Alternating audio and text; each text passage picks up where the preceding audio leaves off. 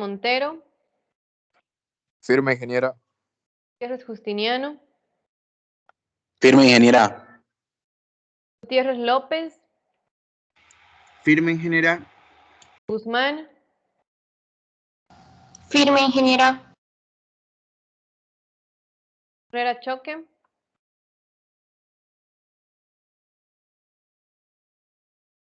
López Arancibia. Firme, ingeniera. Silla Garnica. Firme, ingeniera. Martínez Crespo. Firme, ingeniera. Martínez Galarza.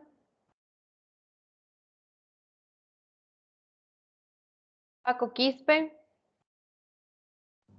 Firme, ingeniera. Padilla Cruz.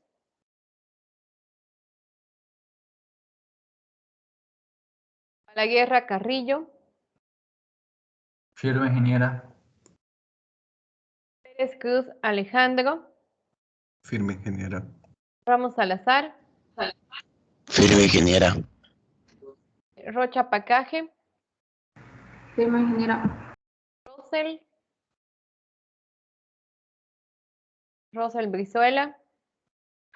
Firme, ingeniera. Salazar Gutiérrez. Firme, ingeniera. Sandoval González. Firme, ingeniera. Olga Coca. Firme, ingeniero Taborga. Talavera. Firme, ingeniera. Tejerina. Firme, ingeniera. Titichoca. Firme, ingeniera. Vázquez.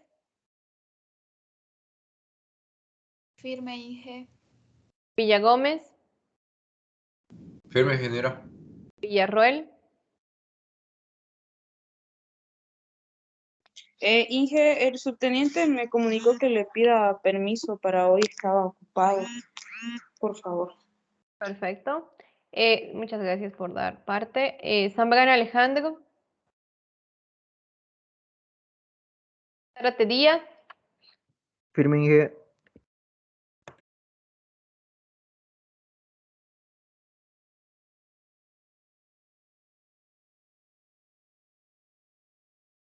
Ok. Bueno, me faltó alguien. ¿Alguien se incorporó?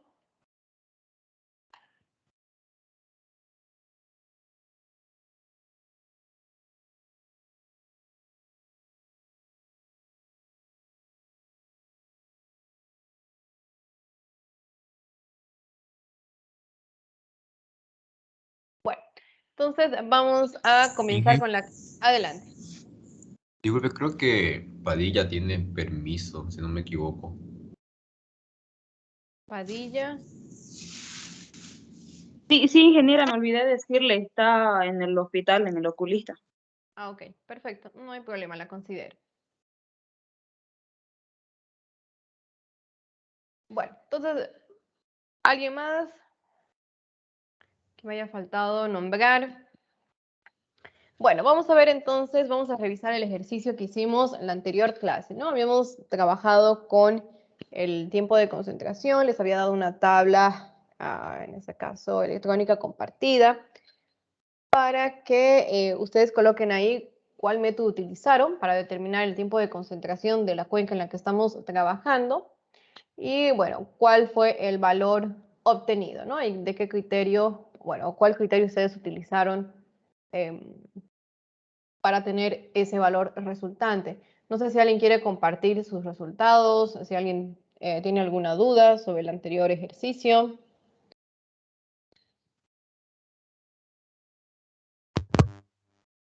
Forma de hacerlo.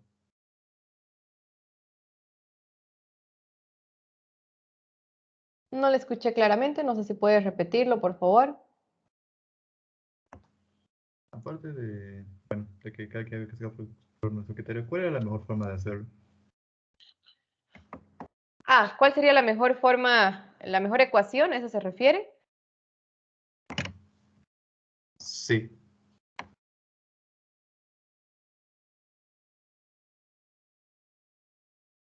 Ok, bueno, enseguida vamos a ver de qué manera sería la más adecuada en este caso, ¿no? Porque hemos visto como 12 fórmulas en total, que son muchas y que obviamente cada una de esas fórmulas son explícitas. Es decir, cada una de esas fórmulas fueron desarrollados para una región en particular, ¿no? Entonces, aparte de ver los elementos de cada fórmula, es decir, ya les había dicho en la anterior clase, ¿no? Si la fórmula tiene el valor del área, bueno, el área realmente en una cuenca va a variar de una persona a otra, no es un parámetro muy determinante en lo que es el tiempo de concentración. En cambio, la pendiente del río principal, el desnivel del río principal o del río principal de la cuenca, la longitud principalmente del río principal, son valores que realmente tienen que entrar en el cálculo del tiempo de concentración. Entonces pueden empezar con ese criterio, pueden empezar descartando aquellas fórmulas donde tienen unas variables o algunos parámetros que no tienen sentido para ustedes, ¿no? Que no tienen sentido, en este caso, para el concepto de tiempo de concentración. Ustedes saben cuál es el concepto de tiempo de concentración de una cuenca, entonces ya deben saber también, ya deben imaginarse cuáles parámetros tienen que entrar en la ecuación y cuáles no. Bueno, entonces ese podría ser un primer criterio. Otro criterio, generalmente lo que yo, lo que yo hago en esta parte del tiempo de concentración es calcular el tiempo de concentración con las 12 fórmulas con las que hemos estado trabajando y revisar uno a uno los resultados. Es decir, enseguida les voy a compartir mi pantalla para que lo puedan ver, para que puedan ver a lo que me refiero. Pero antes de compartirles, ¿alguien quiere compartirme cuál ha sido su criterio de selección del tiempo de concentración? Es decir, ¿en base a qué han elegido un tiempo de concentración?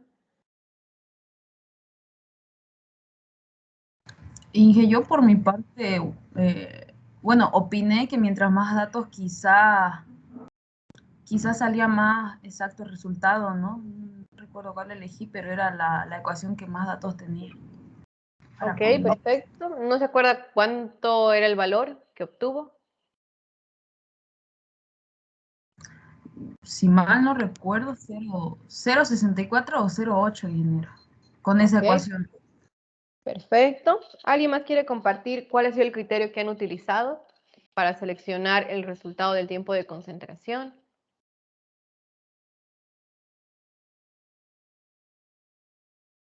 Porque he visto que algunos, en la tarea que me han entregado, han realizado un promedio, ¿no? Un promedio en este caso de todas las ecuaciones y han obtenido un valor de 1.2.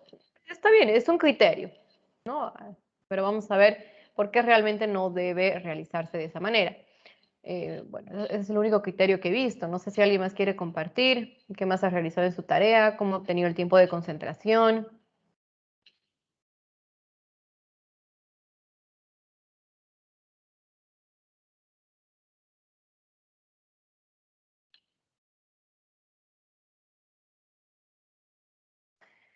Bueno, entonces voy a compartirles mi pantalla. Ok, ahí pueden ver la planilla en Excel, la que yo les había dado, con los diferentes datos, ¿no? Con el área de la cuenca, primero en kilómetros cuadrados, la longitud del río principal, la altitud máxima del río, la altitud mínima del río y la altitud máxima de la cuenca. Saben que la altitud mínima del río y la altitud mínima de la cuenca tienen el mismo valor, porque el punto de salida es la parte más baja de la cuenca, es el punto más bajo de la cuenca. Entonces, la altitud mínima del río, que es el punto de salida, también es la altitud mínima de la cuenca. Vamos con la solución, ¿no? Yo les había dejado en blanco lo que era la pendiente media del río principal, porque este es un valor personal. Cada uno de ustedes en su anterior tarea, creo que fueron 2 tareas previas, obtuvieron el valor de la pendiente del río principal mediante diferente metodología. Entonces ustedes tenían que elegir cuál valor les parecía más adecuado, porque al final de cuentas ustedes van a hacer un proyecto donde cada uno, según su criterio, tiene que tomar decisiones sobre qué fórmula va a utilizar, por ejemplo, para la pendiente media del río principal, o qué fórmula va a utilizar para el tiempo de concentración. Entonces, por eso se los había dejado vacíos, porque cada uno tiene su respuesta que ya me presentó en su tarea anterior. En mi caso, yo obtuve el valor de 0.075, que es la pendiente media del río principal, que corresponde a lo que es la pendiente por tramos, ¿no? La pendiente media por tramos tenemos lo que es la pendiente media simple y la compensada, ¿no? Entonces, habíamos dicho que la pendiente por tramos era de lejos la mejor metodología en este tipo de cuencas, especialmente si es una cuenca de montaña, ¿no? Por la variación, en este caso, de la pendiente. Entonces, aquí tengo el valor de 0.0749 metros sobre metros y es lo que yo voy a utilizar para determinar el tiempo de concentración, que es uno de los parámetros más importantes de toda la cuenca, ¿no? Es un parámetro que vamos a utilizar más adelante en la parte de la determinación de los caudales medios y los caudales máximos, que es, bueno, que realmente son las competencias de la materia. Bueno, entonces vamos a ir ecuación por ecuación. Vamos a empezar con la ecuación de Kirchhoff, ¿no? Yo les había dejado esta tabla con las ecuaciones y obviamente sin las respuestas para que ustedes las rellenen. Entonces aquí ustedes tenían las ecuaciones, las unidades estaban en las diapositivas, sabían que cada ecuación tenía sus unidades muy particulares, entonces teníamos que respetar las unidades de cada ecuación. En este caso, con la ecuación de Kirchhoff, yo obtuve un tiempo de concentración de 0.64 horas, ¿no? En la parte de la segunda ecuación, que es la californiana, obtuve un valor de 0.637. Entonces, como se dan cuenta, esos son valores que ya están relativamente cerca, ¿no? Como que me hace pensar que, bueno, esas dos ecuaciones yo las puedo utilizar para determinar el tiempo de concentración. Tengo la siguiente ecuación, que es la ecuación de Giandotti, donde entra el parámetro del área. Eso ya lo había explicado muchas veces, ¿no? La anterior clase y lo acabo de explicar hace poco, que realmente el área no es un parámetro decisivo en el tiempo de concentración, en el cálculo del tiempo de concentración, porque ustedes saben que es simplemente el tiempo que tarda una gota caída en la parte más alta de la cuenca, que es en la naciente del río principal, es el tiempo que tarda en llegar desde ese punto hasta la salida de la cuenca. Entonces el área realmente no influye en el tiempo de concentración. ¿Influye más la longitud del río principal? Claro que sí, porque tiene que recorrer toda esta distancia. ¿Influye la pendiente media del río principal? Claro que sí, porque si es una pendiente pronunciada va a demorar menos tiempo que si fuera una pendiente plana, ¿no? Entonces también tienen que tener un poco de esos criterios, ¿no? Empezar a examinar a profundidad cada una de estas fórmulas. Luego tengo lo que es la ecuación de Temes, ¿no? Y en este caso tengo un valor de 1,72. Entonces, de 0,60 horas, 65 horas, a 1,72, que es una hora más, en tiempo de concentración, imagínense, es una diferencia enorme, ¿no? Entonces, bueno, voy a continuar. La ecuación del SCS, que me da un valor de 0,54. Ya 0,54 ya está un poco más cerca de 0,63 y de 0,64, ¿no? Entonces, yo puedo ir pensando que por ahí va el resultado. Pero vamos con la siguiente, vamos con la ecuación de Pizarro. Y Pizarro nos da o nos brinda esta fórmula y el tiempo de concentración obtenido mediante esta ecuación es de 1.3 horas. También está muy lejos de 0.6 y de 0.5, ¿no? Es 1.3, también está lejos de 1.2, de 1.7, perdón. Entonces, bueno, tal vez no sea conveniente utilizar esta ecuación.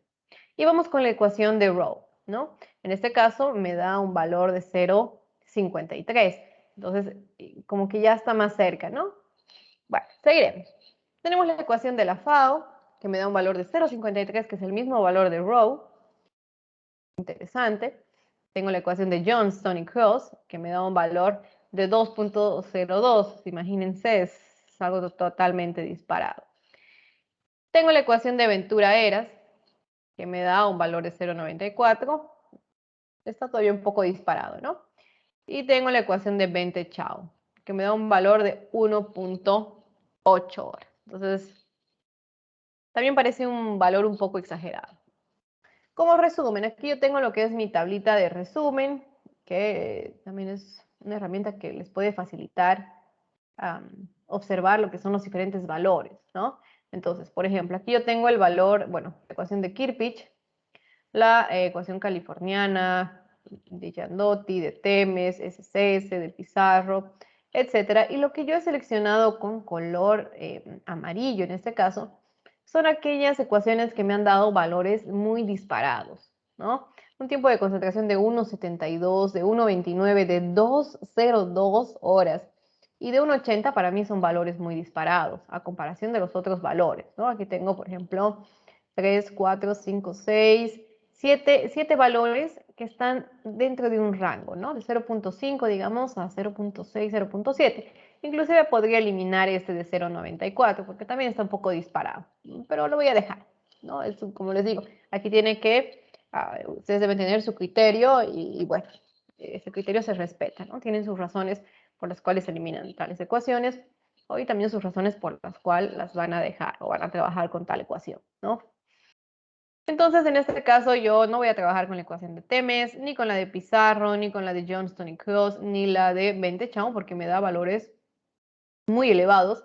Entonces, lo que yo voy a hacer es sacar, según mi criterio, veo que todas estas ecuaciones me dan valores muy similares al tiempo de concentración. Entonces, voy a obtener un promedio de estas ecuaciones y voy a decir que el tiempo de concentración, en este caso en mi cuenca, es de 0,62 horas, ¿no? De 0,6, 0,7 horas, sacando un promedio de todas estas ecuaciones. Ese es mi criterio, ¿no? La manera en cómo, por ejemplo, yo actuaría si tuviera que realizar un proyecto y determinar lo que es el tiempo de concentración. Bueno, analizo las ecuaciones, elimino algunas, por ejemplo, por los parámetros del área o parámetros que no tienen que ver con el tiempo de concentración, realizo el cálculo para las diferentes ecuaciones y observo los valores, ¿no? Si son valores que están relativamente cerca, puedo sacar un promedio de todos esos valores y voy a obtener un valor representativo, ¿no? Siempre va a haber un poco de incertidumbre, es verdad, porque así se maneja o así se trabaja en lo que es la hidrología, ¿no? Siempre vamos a tener un poco de incertidumbre.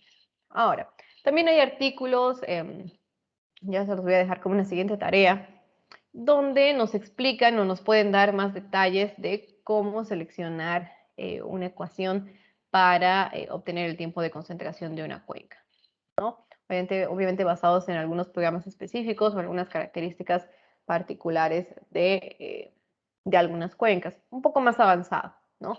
Pero para la materia de hidrología, en este caso, para la tarea que ustedes tenían que realizar, este podía ser un buen criterio, ¿no? Ver cuáles valores están cercas o simplemente tomar el primero, digamos 0,64, está bien. Me parece que la ecuación de Kirpich maneja valores muy adecuados. La longitud del río principal y la pendiente tienen valores exponentes muy parecidos a la fórmula californiana y ambas me dan valores similares. Entonces voy a tomar ese valor. Entonces podían poner 0,64, ¿no? Entonces esa sería, o por ese lado estaría la respuesta, en este caso, del tiempo de concentración para nuestra cuenca de trabajo. ¿Alguna consulta? ¿Hasta ahí alguna duda antes de continuar?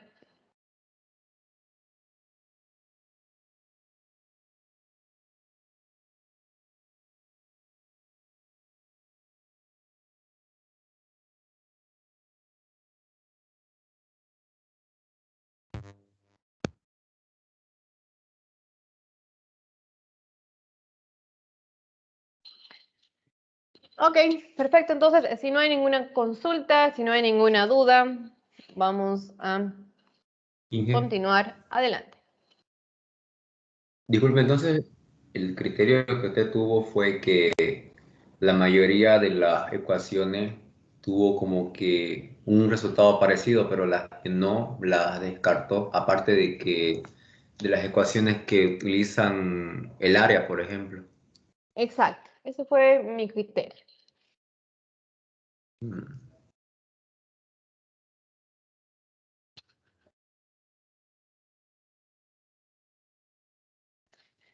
¿Alguna otra consulta? ¿Alguna otra duda? ¿O alguien quiera compartir cuál fue su resultado o qué fórmula eligió?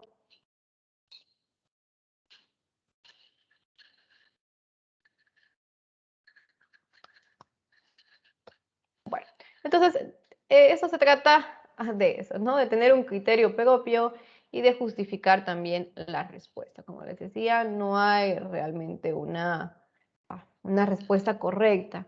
¿no? Todas estas fórmulas son basadas en experimentos, son ecuaciones experimentales que han funcionado para ciertas cuencas con ciertas características. Si quieren conocer un poco más de cada fórmula, también lo pueden hacer, pueden buscar diferentes artículos donde les digan de qué manera elaboraron o de qué manera obtuvieron esa fórmula, y van a tener detalles sobre las características de esa cuenca, si era de montaña, si era plana, en qué latitud se encontraba, cuáles eran las características, el tipo de suelo, etcétera, ¿no? Entonces, si quieren tener mucha más seguridad en el caso de obtener el tiempo de concentración, pueden profundizar muchísimo más en todas estas ecuaciones que yo les he mostrado durante las clases, ¿no? Para que ya tengan más seguridad al momento de elegir una ecuación.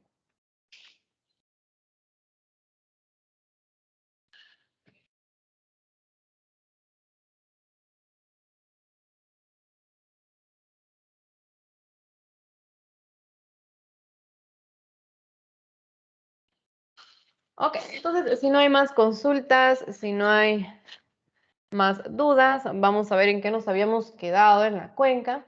Habíamos visto todos los parámetros, ¿no? Vamos a dar una revisada a los parámetros físicos, a las características físicas. Entonces, ya hemos obtenido los diferentes parámetros de forma de una cuenca, ¿no? Ya hemos tenido, un segundo, vamos a cambiar esto, ok. Hemos obtenido, perdón, el perímetro, hemos obtenido el área, y bueno, que son los dos principales parámetros de forma. En los parámetros de relieve hemos calculado lo que era la altitud media y mediana de la cuenca a través de la elaboración de la curva hipométrica. Hemos obtenido la pendiente media de la cuenca mediante el método de Albord. Y respecto a los parámetros de la red hidrográfica, hemos obtenido lo que es el valor de la longitud del río principal, la amplitud, bueno, no la amplitud de la cota, la pendiente media del río, del curso principal, y el orden de la cuenca y el tiempo de concentración. Entonces, lo más importante, el parámetro más importante es el tiempo de concentración, por lo que es lo que nosotros vamos a utilizar para estimar los diferentes caudales en un punto de salida de mi cuenca, ¿no? Porque realmente yo lo que quiero obtener en la materia de hidrología es cuál es el valor del caudal en ese punto de salida de mi cuenca para realizar una obra de aprovechamiento de agua potable o para riego, o realizar una obra de seguridad, ¿no? Entonces yo sí o sí necesito obtener el caudal. ¿Y en base a qué? En base al tiempo de concentración de la cuenca, ¿no? Obviamente hay todo un procedimiento, pero bueno, la base o el primer dato en este caso es el tiempo de concentración. Y como ven, no hay un valor exacto, no hay un valor correcto o incorrecto. Aquí va a regir lo que es su criterio profesional, ¿no? Como ingeniero. Ok, entonces ya hemos visto todos estos parámetros, cómo determinamos cada una de esas características de la cuenca. Y bueno, para la siguiente semana voy a darles esta pequeña tarea, ¿no? Este mini proyecto. Les voy a proporcionar una carta del IGM, así como la carta en la que trabajamos durante toda la unidad de la cuenca. Les voy a proporcionar una carta, y a partir de un punto de salida, que también se los voy a marcar, quiero que ustedes determinen esos parámetros. Primero, que delimiten la cuenca. Obviamente lo vamos a hacer de manera manual, porque ya en la última unidad vamos a trabajar con un software especializado, que en este caso es una aplicación, una herramienta que me va a delimitar la cuenca, me va a dar todos estos parámetros que les estoy pidiendo en 5 minutos, ¿no? Y de una manera muy, muy completa. Pero por ahora, bueno, en este caso, en esta tarea lo van a hacer a mano. Entonces, les voy a pedir delimitar la cuenca dado un punto de salida, calcular cuáles son las características de la cuenca, es decir, el área, el perímetro, la altitud máxima de la cuenca, la altitud máxima del río principal, la altitud mínima del río principal y la longitud del río principal, y calcular el orden de la cuenca, dibujar el perfil longitudinal del curso principal, es decir, del río principal, calcular la pendiente media del curso principal y finalmente obtener el tiempo de concentración. Entonces, esa va a ser su tarea para la siguiente semana, ¿no? Voy a colocar, les voy a dar tiempo hasta el día martes. ¿Alguna consulta antes de pasar a la siguiente unidad?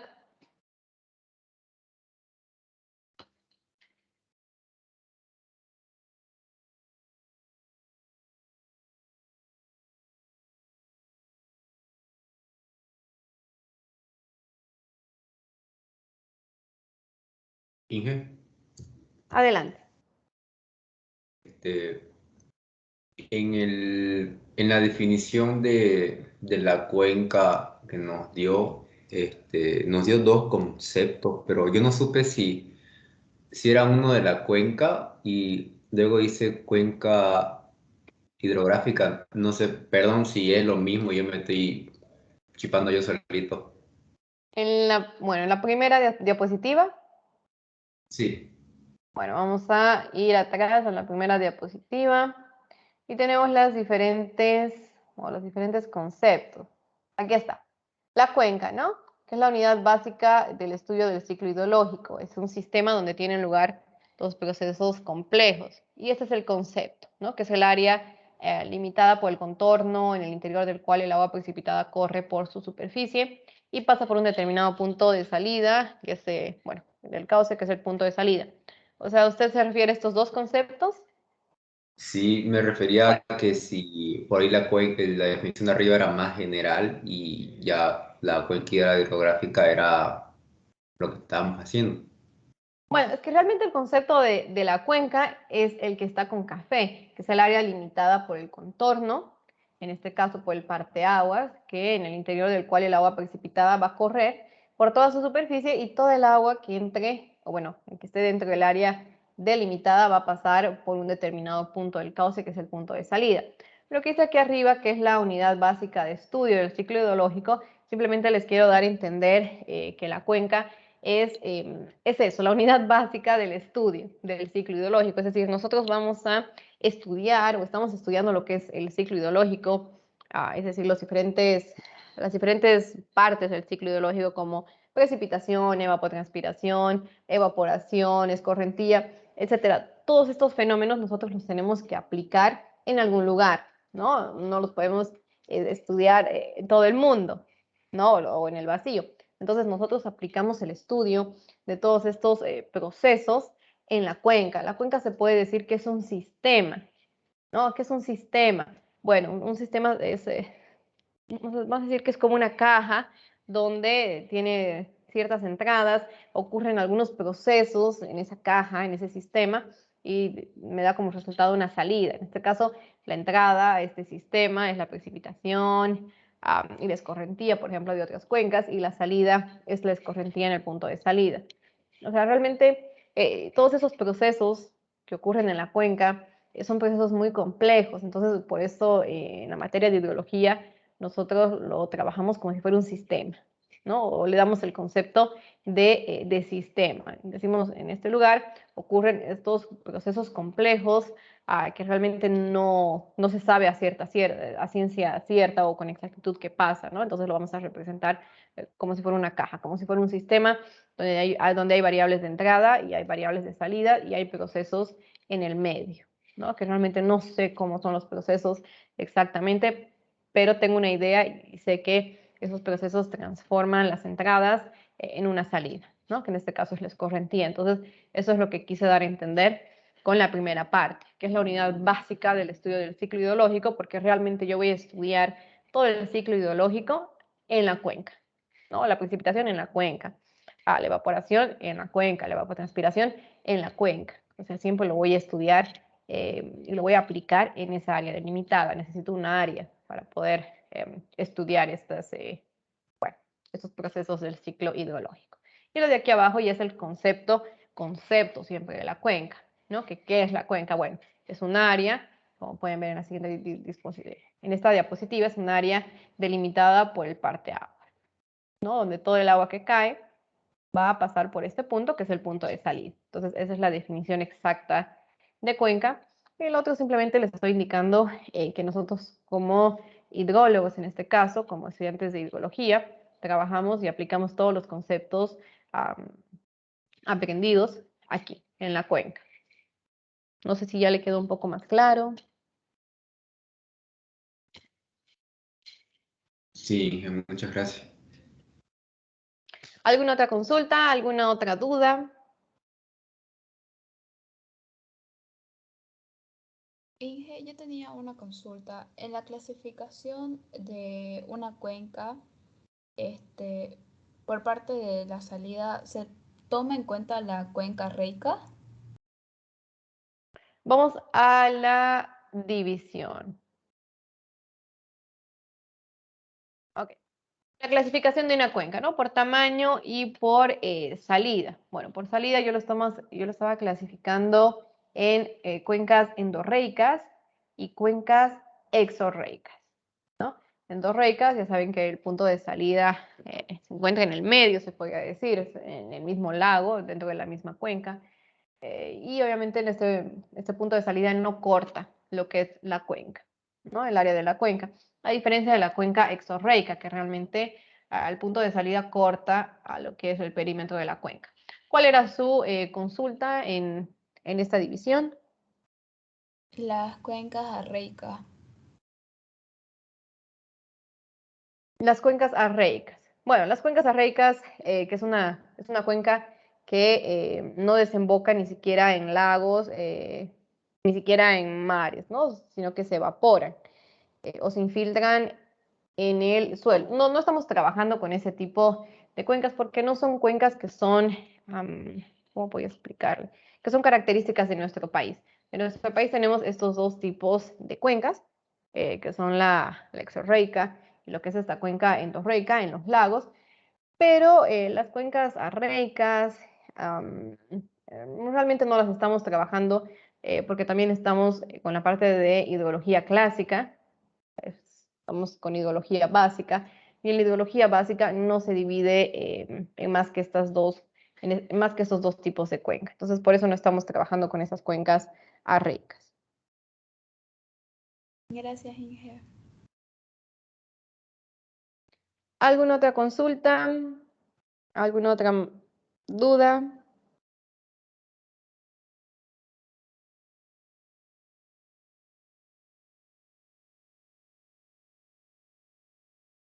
Bueno, y en parte también de las cuencas arreicas, como la competencia de la materia de ideología es determinar lo que son principalmente, bueno, está resumido en determinar caudales medios mensuales y caudales máximos para obras de aprovechamiento y obras de seguridad. Si nosotros trabajamos con las cuencas arreicas, si todo el agua se infiltra o se evapora, bueno, yo no voy a poder realizar ningún tipo de obra, ¿no? Si todo el agua vuelve a la atmósfera o vuelve al ciclo hidrológico mediante la infiltración, entonces yo no voy a poder realizar ninguna obra porque no voy a tener agua en ningún punto de la cuenca. Entonces no tiene sentido tampoco que trabajemos con esas cuencas porque realmente, y bueno, por eso estamos trabajando solamente con cuencas exorreicas también, si se han dado cuenta, en el ejemplo, ¿no? Es por eso, porque aquí, en este puntito, yo tengo que emplazar una obra de aprovechamiento o una obra de seguridad, que es la competencia de la materia, ¿no? Entonces, yo tengo que proyectar una obra, diseñar una obra aquí, y bueno, si trabajo con otro tipo de cuenca donde todo el agua se evapora o se infiltra, bueno, no tengo nada que trabajar ahí, ¿no? No tengo, la salida de mi cuenca no existe, no puedo hacer una obra de seguridad, no puedo hacer una obra de aprovechamiento, y ahí se acabaría lo que es la materia de hidrología, ¿no? Trabajando con este tipo de cuencas. Entonces, sí existen, como acaba de decir su compañera, les acabo de explicar el concepto, pero no las estamos trabajando porque no son comunes, ¿no? Y no tiene sentido trabajar en ese tipo de cuencas porque ahí se acabaría la materia y bueno, a nosotros todavía nos falta escorrentía, infiltración, etcétera, para determinar los que son caudales en este punto. Bueno, entonces vamos a pasar al siguiente tema.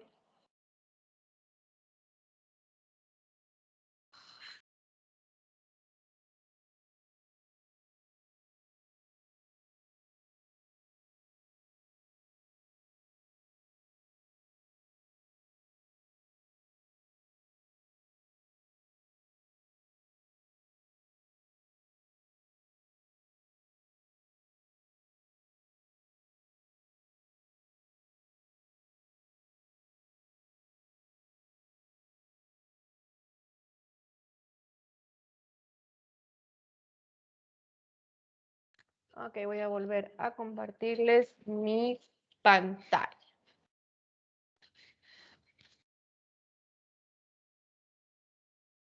Ok, entonces, ya que tienen su tarea asignada, ya saben lo que tienen que realizar para la siguiente semana sobre la cuenca y al final de cuentas obtener lo que es el parámetro del tiempo de concentración, ¿no? Cada uno va a tener su valor y completamente justificado, diciendo por qué han elegido esa ecuación o esas ecuaciones, por qué les ha parecido adecuado, si han hecho algún tipo de investigación extra, por ejemplo, sobre las ecuaciones, sobre a cuáles cuencas hidrográficas se aplican, etc.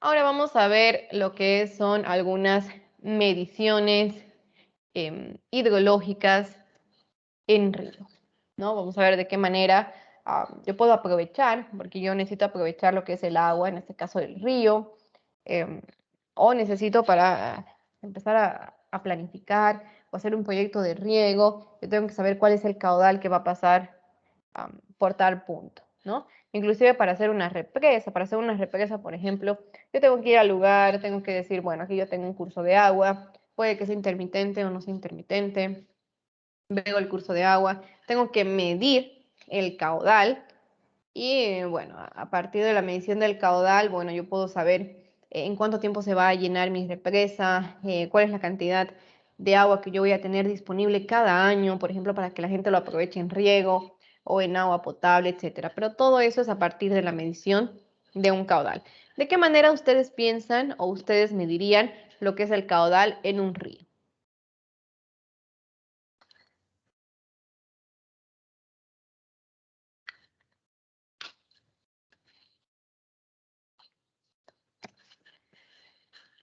Les doy unos minutos para que piensen de qué manera o con qué instrumento o qué harían ustedes si ven un río y quieren medir el caudal, es decir, cuántos metros cúbicos por segundo está pasando por tal punto, ¿no? Por ejemplo, ven un pequeño curso de agua, un hilo, por ejemplo, de agua, y dicen, bueno, yo quiero saber cuál es el caudal para ver si lo puedo aprovechar. Tal vez ese hilo de agua es suficiente para lo que yo tengo que realizar, que es abastecer de riego a una pequeña comunidad. Entonces, lo primero que tengo que hacer es medir el caudal. ¿De qué manera ustedes medirían el caudal en un río? Con la fórmula área por velocidad. Exacto, esa es una buena respuesta, perdón. Área por velocidad. ¿De dónde obtiene el área y de dónde obtiene la velocidad? El área lo sacaría, sacaría el área del río y la velocidad la calcularía. Ok, ¿cómo calcularía la velocidad?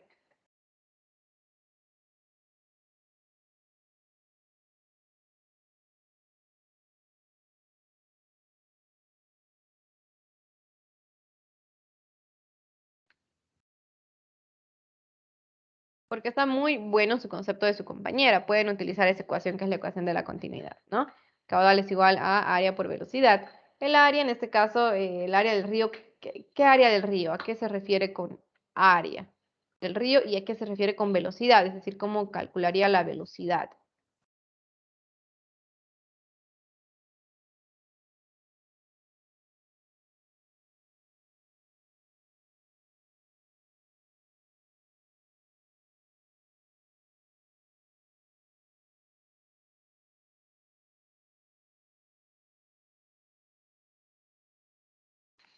Les doy un minuto más para que piensen, a ver si a alguien se le ocurre algo más.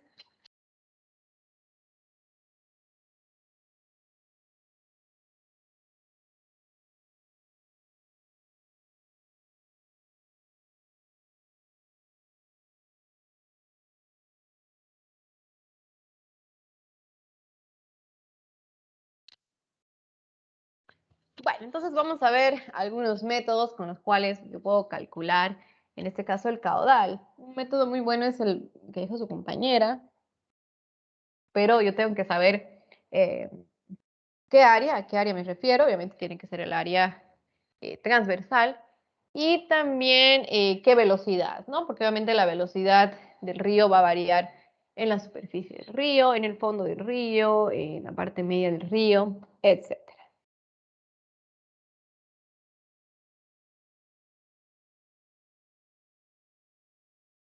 Ok.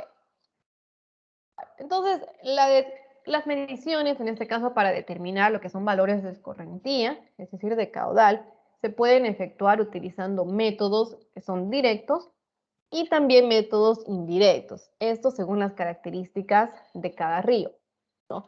Hay mucha variedad de técnicas o métodos para medir lo que es la escorrentía de un río y es lo que se llama hidrometría en un determinado punto. Vamos a ver cuáles son estos métodos. Tenemos esos métodos. Seguramente han escuchado de la palabra aforo alguna vez, ¿no? De esa manera es como se determina lo que es el caudal en un río. Entonces, tenemos lo que es el aforo volumétrico. Tenemos una metodología que se llama aforo con flotadores, aforo con correntómetros o con molinetes, aforos con estructuras hidráulicas y también aforos con medidores de nivel, entre otros, ¿no? Realmente es muy amplia las posibilidades para medir el caudal. Hay mucha metodología, pero nosotros en la parte de hidrología básica vamos a ver esos tipos de aforos. Vamos a empezar con el primero, con el aforo volumétrico. En este caso, tal como dice su nombre, vamos a medir el volumen y vamos a calcular el tiempo, ¿no? En resumen, es un método muy exacto, pero solamente es aplicable para pequeñas corrientes de agua, ¿no? Es decir, para vertientes, para los que son pequeños riachuelos, no es un método adecuado para ríos caudalosos, por ejemplo, ¿no? ¿En qué consiste? Consiste en el control del tiempo o de tiempos de llenado de un recipiente de volumen conocido. Es decir, yo tengo un recipiente que tenga un volumen conocido o desconocido, pero que posteriormente yo lo pueda conocer. ¿Por qué digo esto? Bueno, yo estoy en el campo y tengo que hacer, siguiendo hacer el reconocimiento de un lugar donde quiero hacer una represa para un sistema de riego, por ejemplo, y voy y digo, bueno, aquí está el riachuelo, me olvidé de traer algún instrumento para realizar lo que es la medición del caudal, ¿no? He viajado 2 o 3 horas, no voy a regresarme, no puedo, tengo que sí o sí medir el caudal. ¿Qué puedo hacer? Bueno, lo que puedo hacer es pedir un balde, seguramente en la comunidad voy a poder encontrar por algún lugar un balde, puede que yo no tenga en ese momento el volumen conocido, pero bueno, me lo puedo llevar luego el balde a mi casa y determinar cuál es el volumen, ¿no? Entonces yo agarro un recipiente, en este caso un balde, y empiezo a llenar de agua. Obviamente, vamos a ver de qué manera se realiza este llenado, pero pueden imaginarse como si fuera una manguera, que yo estoy llenando el balde y empiezo a cronometrar el tiempo que tarda en llenarse el balde. Entonces yo tengo un caudal, bueno, un volumen en este caso sobre el tiempo, ¿no? Si yo al volumen en este caso conocido de mi balde, lo divido entre el tiempo que tardó en llenarse, yo ya tengo el caudal. Entonces, esta es el principio del aforo volumétrico, ¿no? Para evitar lo que son errores de medición, en este caso yo tengo que realizar varias veces lo que es la medición del tiempo de llenado, obviamente del mismo recipiente, y luego debo calcular un tiempo promedio para determinar lo que es el caudal. Vamos a ver con más detalle de qué se trata, ¿no? Una vez que yo ya tengo el volumen del recipiente utilizado, puede ser en litros o en metros cúbicos, tengo el tiempo base promedio de las lecturas, es decir, de 10 lecturas, 8 me han servido, bueno, voy a sacar el promedio de esas 8 y lo divido al volumen entre ese tiempo, voy a obtener lo que es el caudal aforado, ¿no? Entonces, ¿de qué se trata? Como les decía, es como, pueden imaginarse como si quisieran llenar un recipiente con una manguera y calculan el tiempo en el cual tarda en llenarse. En este caso estamos hablando de ríos, ¿no? Obviamente el río no lo voy a cerrar para que circule por una manguera y aparte, si no tengo más material para realizar un aforo, menos voy a tener una manguera, ¿no? En el lugar, por ejemplo. Entonces, ¿qué se hace? Bueno, en el mejor de los casos, cuando yo tengo algún equipo, lo mejor es hacer un hoyo, en este caso, para colocar un depósito calibrado, por ejemplo, ¿no? Y obviamente el río voy a intentar, bueno, lo voy a, como dice el concepto, el aforo volumétrico es para ríos o para riachuelos, para aquellos que no son muy anchos, entonces voy a intentar como encerrar el agua y voy a colocar un tubo, en este caso, como si fuera una media tubería, no un tubo de esa manera. Y voy a empezar a medir el tiempo que tarda en llenarse ese depósito calibrado. Eso es cuando ya tengo mucho material, ¿no? Y voy a ir a hacer ese tipo de aforo específicamente a un lugar. En el caso en el cual tenga simplemente un balde y obviamente un celular con un cronómetro, puedo utilizarlo de esta manera. Como pueden ver, aguas arriba, yo simplemente estoy estrangulando el río. Y bueno, esta es la mitad de un tubo, ¿no? Puedo utilizar cualquier tipo de tubo. Y por este tubo está circulando lo que es el agua del río. Y aquí tengo mi depósito, ¿no? Un balde, por así decirlo. Entonces, lo lleno una vez, calculo el tiempo que tardó en llenarse, lo vacío, lo vuelvo a llenar, veo y anoto el tiempo que tardó en llenarse y así sucesivamente hasta tener un número suficiente de tiempos de llenado, ¿no? Como para hacer un promedio, que obviamente tienen que ser parecidos. Entonces, aquí ven, ese es un aforo volumétrico para riachuelos, como ven en la vida real, ¿no? Utilizando un balde que realmente lo van a encontrar en cualquier lado. Entonces, también es un método que nos saca de apuros, por si no tenemos algún material específico para realizar este tipo de aforo, ¿no? Y aquí en vez de una tubería está utilizando un pedazo de madera. Todo es válido, ¿no?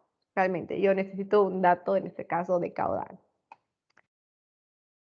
¿Qué más? Bueno, también hay otro método, otra metodología para determinar el caudal de un río, que es el aforo con flotador. También es un método muy fácil, muy básico, que realmente lo puedo realizar con materiales que tengo ahí, ¿no? En el mismo campo, ahí en donde estoy realizando el aforo.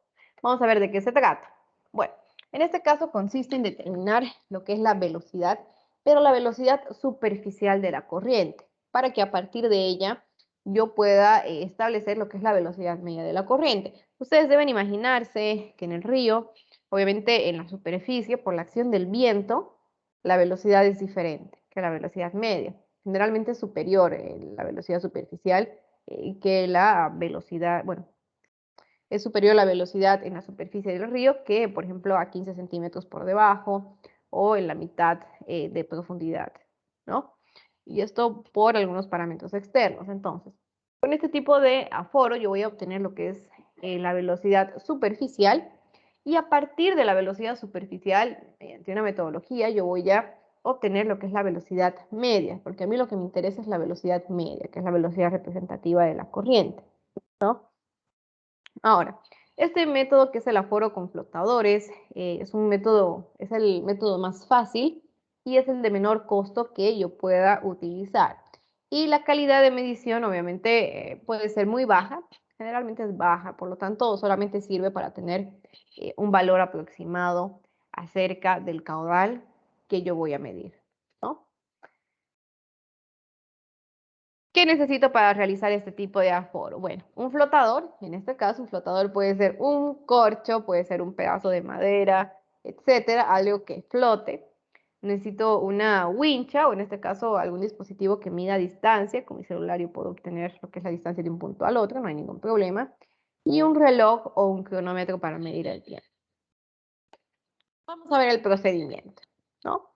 Primeramente, para realizar lo que es este tipo de aforo, yo debo seleccionar un tramo recto, ¿no? Y obviamente tienen que tener una sección uniforme en lo posible, que no tenga elementos que interfieran con el paso, que interfieran en el paso del agua, es decir,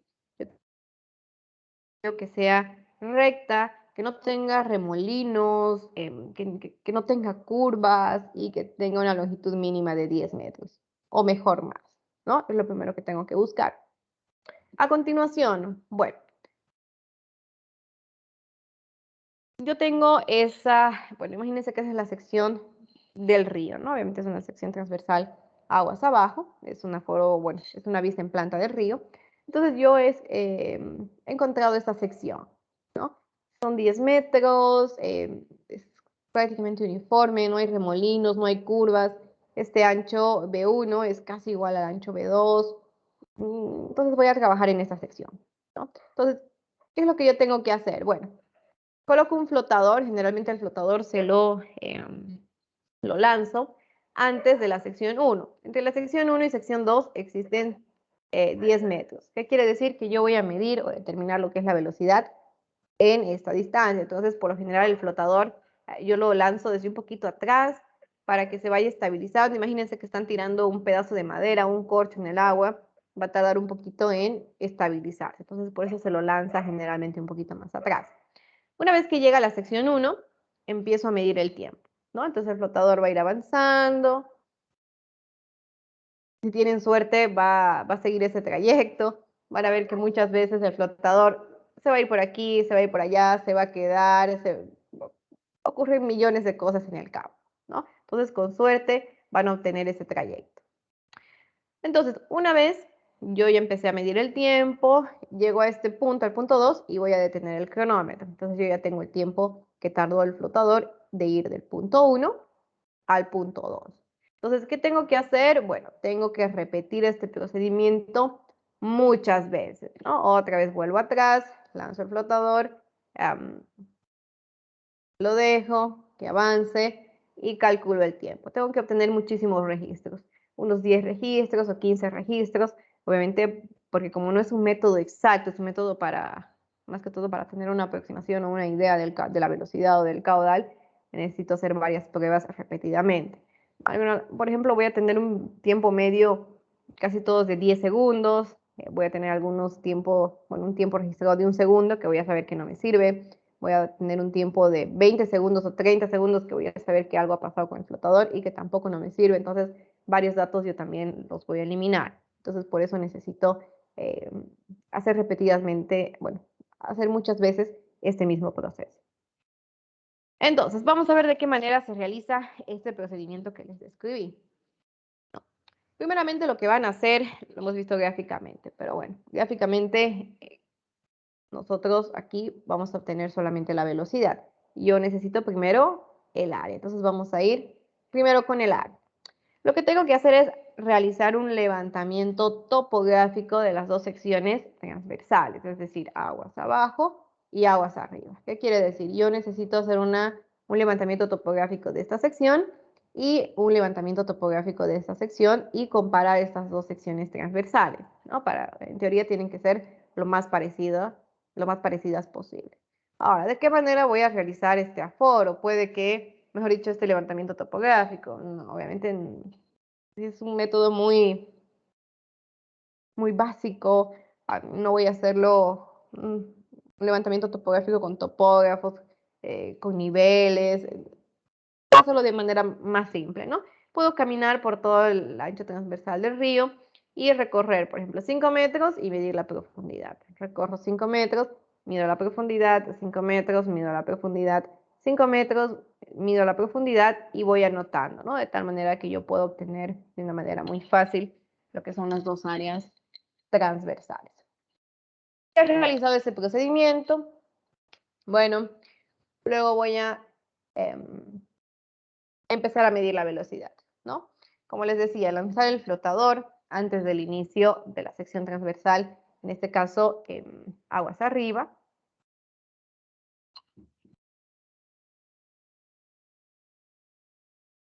Realizar varias lecturas, controlando obviamente en cada una de ellas cuál ha sido el tiempo de recorrido del flotador, desde la sección 1 hasta la sección 2, que es la sección aguas abajo.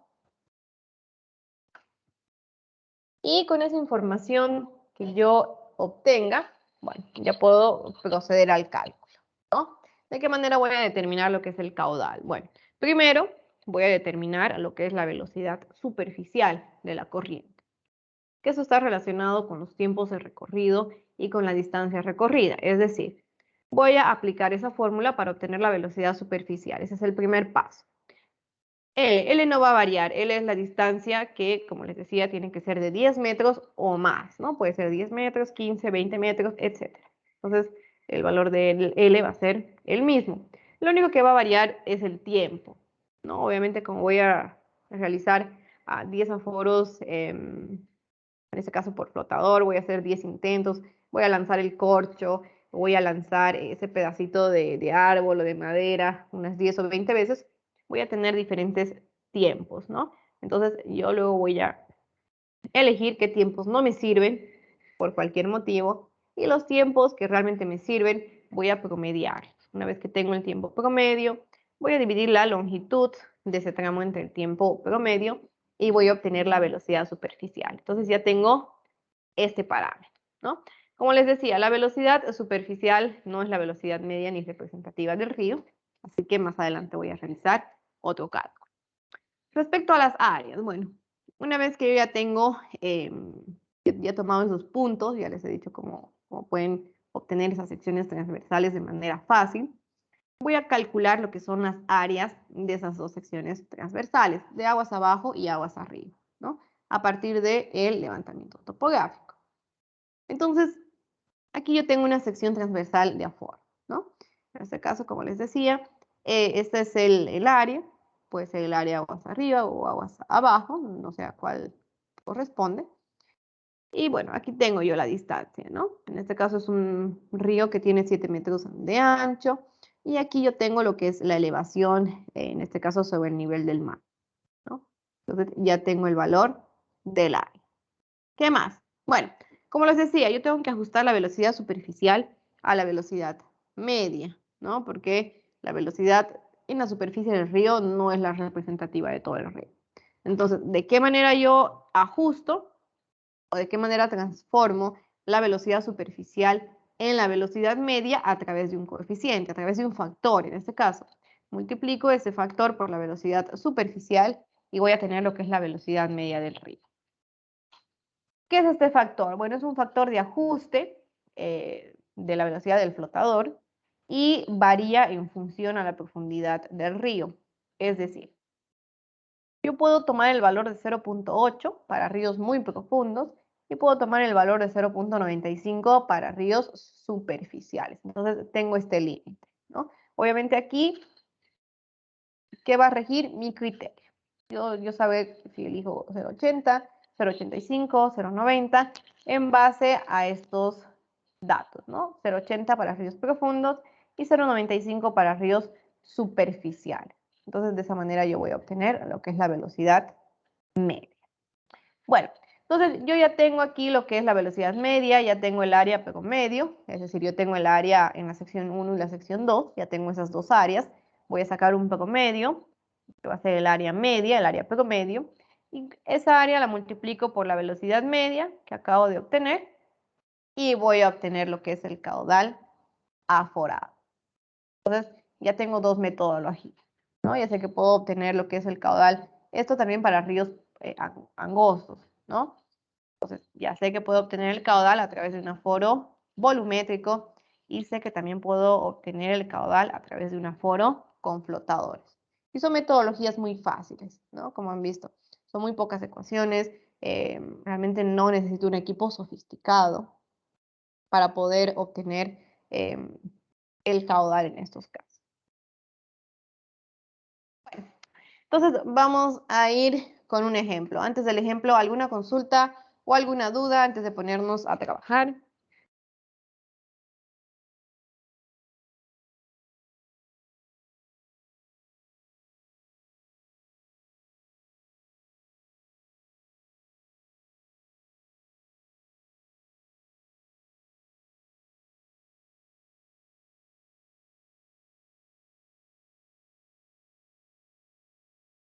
Y la diapositiva que estaba antes de del esquema del río, una antes, ¿nos la podría mostrar, porfa? Claro. ¿Esta? Sí, es. Y la anterior a esa. Claro que sí.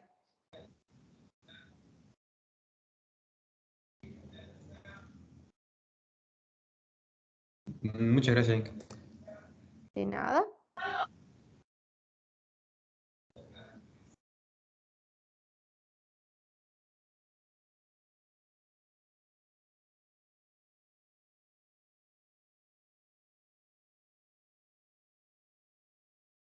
Bueno, entonces vamos, enseguida les comparto la planilla en Excel para que puedan calcular, en este caso, lo que es el caudal mediante el método del foro con flotador, ¿no? Vamos a trabajar, como lo hacemos todas las clases, con una planilla compartida de Excel. Así todos trabajamos durante la clase y yo les voy guiando, ¿no? Voy revisando sus resultados. Entonces, enseguida les comparto los datos.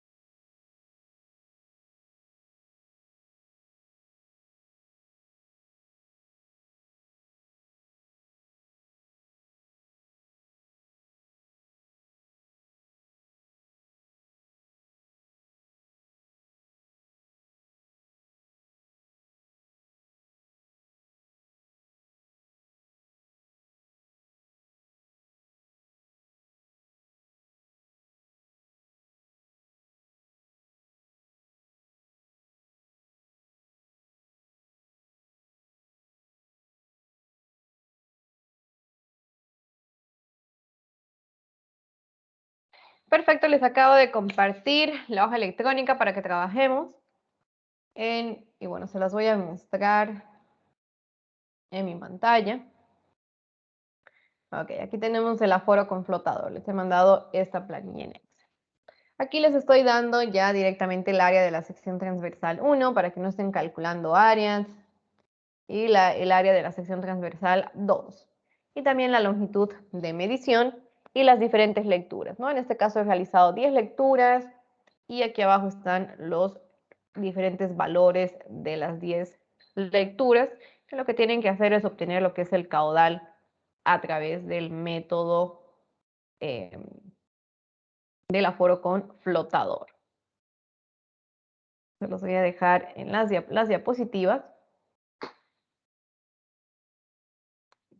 para que puedan ver las diferentes fórmulas, ¿no? Ya saben cuál es el procedimiento, ya saben que primero deben calcular la velocidad superficial, luego deben ajustar lo que es esa velocidad superficial con un factor F. Ya les había dicho que el factor F varía de 0,8 a 0,95. 0,8 ríos profundos, 0,95 ríos superficiales. Y luego multiplicar simplemente el área promedio por la velocidad media que han obtenido. Y así van a obtener lo que es el caudal aforado. Entonces, les dejo trabajar. Enseguida les comparto la planilla compartida de Excel para que una vez que obtengan el valor del caudal, lo anoten.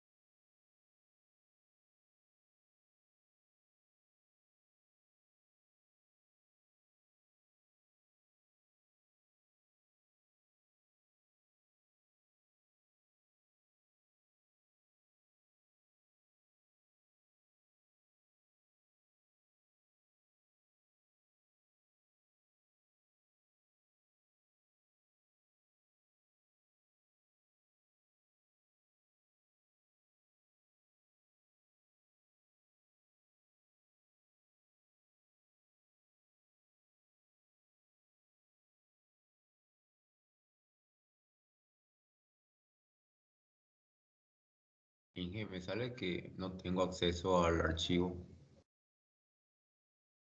¿Alguien más tiene este problema?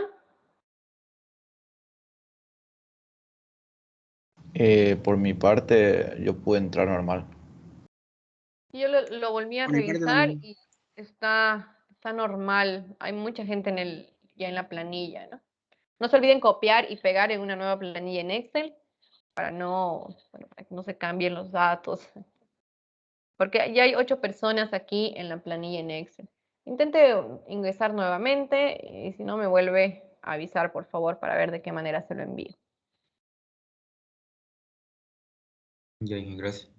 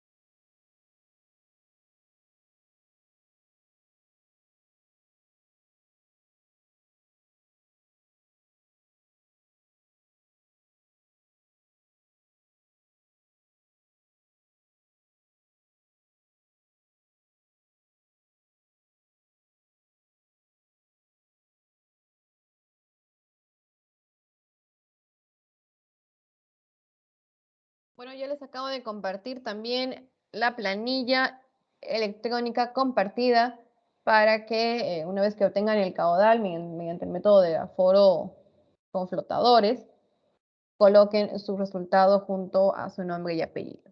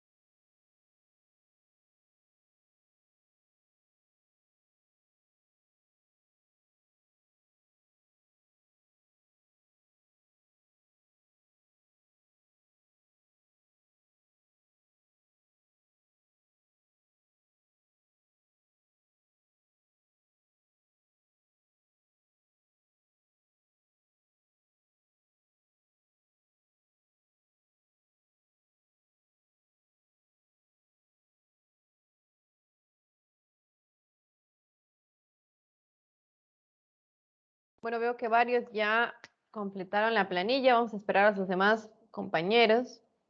Vamos a darles 15 minutos más para concluir el ejercicio.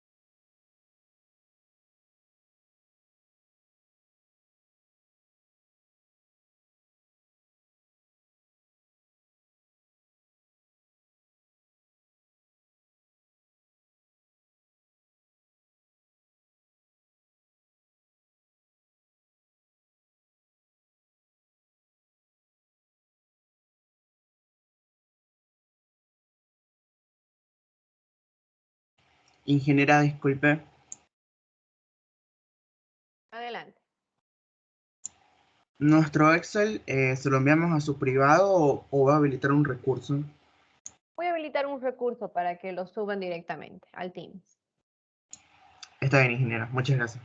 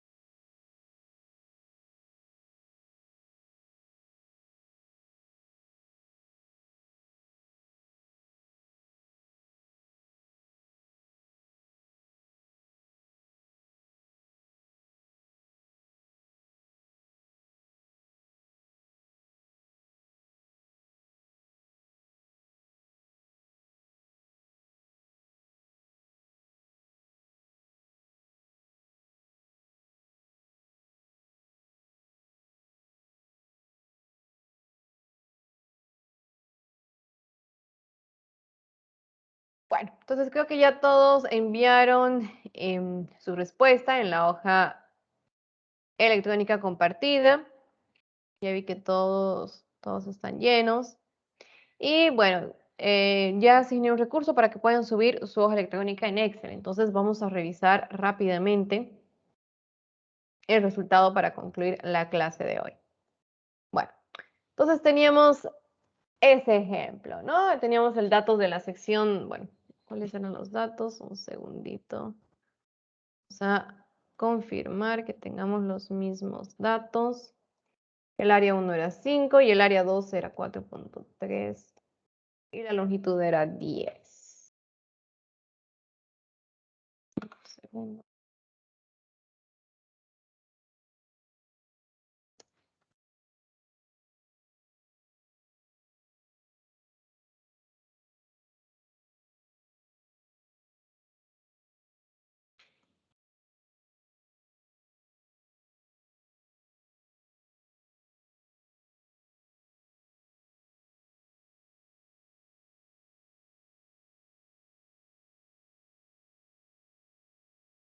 Ok, ahora sí vamos a compartir la pantalla y vamos a revisar rápidamente.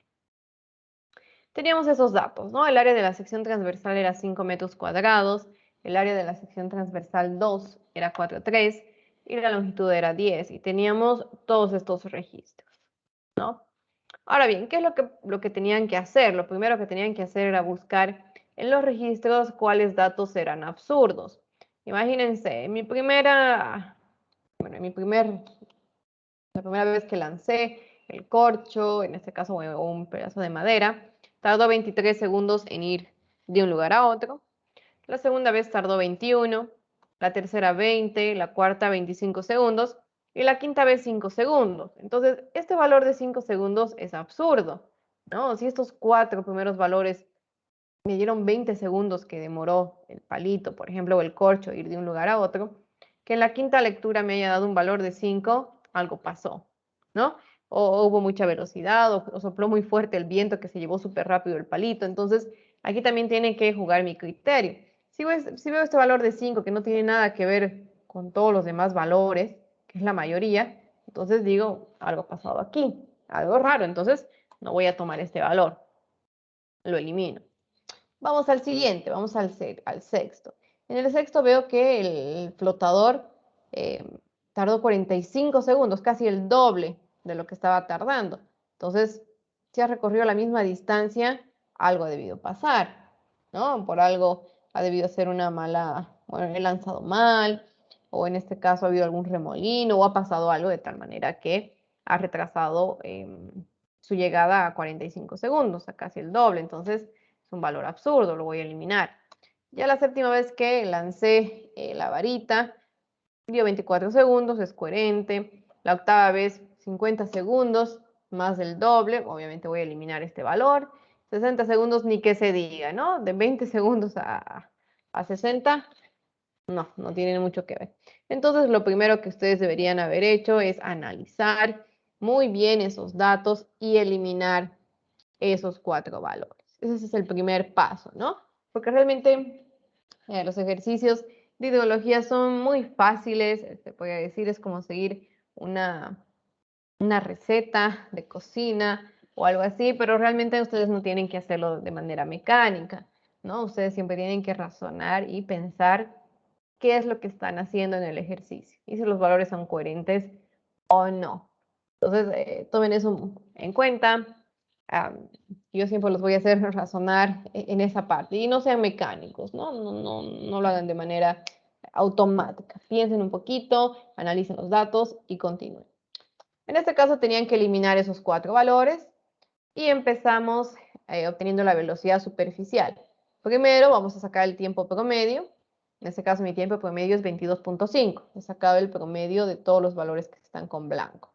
Menos los que están con rojo porque son datos que ha debido pasar algo durante la medición, pero son datos absurdos.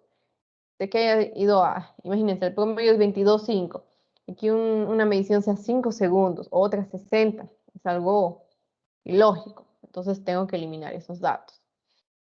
Bueno, con el tiempo promedio de 22.5 obtengo la velocidad superficial, que en este caso es 0.44, ¿no? Metros sobre segundo. Y obtengo la velocidad media. En este caso yo estoy trabajando con un río superficial porque el área es 5 metros cuadrados. O sea, imagínense un área de 5 metros cuadrados. Es un área muy pequeña, ¿no? Entonces, en este caso estoy trabajando con un río superficial. Podrían haber colocado 0.90, no hay ningún problema. En este caso yo he trabajado con 0.95. Entonces, la velocidad media para mí es 0.42. Como ya tengo la velocidad media, saco el promedio de las áreas. En este caso va a ser 4.65, si no estoy equivocada. Obtengo lo que es el valor del caudal. El caudal es el área, en este caso el área promedio, por la velocidad superficial, que es 0,42. Y el caudal resultante es de 1,96. ¿Alguna consulta, alguna duda hasta ahí? ¿Alguien obtuvo ese valor? Veo que casi, bueno, alguien obtuvo un 2. Me parece increíble ese valor. Por favor, me manda García Ceballos su planilla para ver si ha seguido el mismo criterio que mi persona.